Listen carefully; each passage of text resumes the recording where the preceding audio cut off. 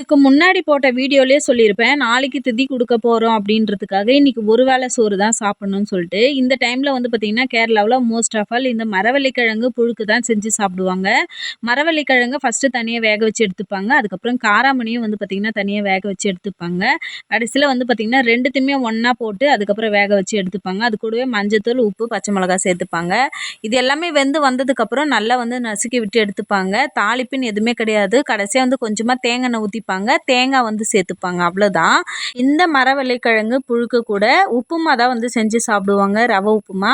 ஆனா வந்து பார்த்தீங்கன்னா, வெங்காயம் சேர்க்க மாட்டாங்க. அதாவது இந்த இறந்தவங்களுக்கு திதி குடுக்க போறோம். அதனால நோன்பு இருக்கிறோம், சாப்பிடாம இருக்கிறோம்னா, இந்த டைம்ல வந்து பார்த்தீங்கன்னா, வெங்காயம் சேர்க்கக்கூடாதுன்னு சொல்றாங்க.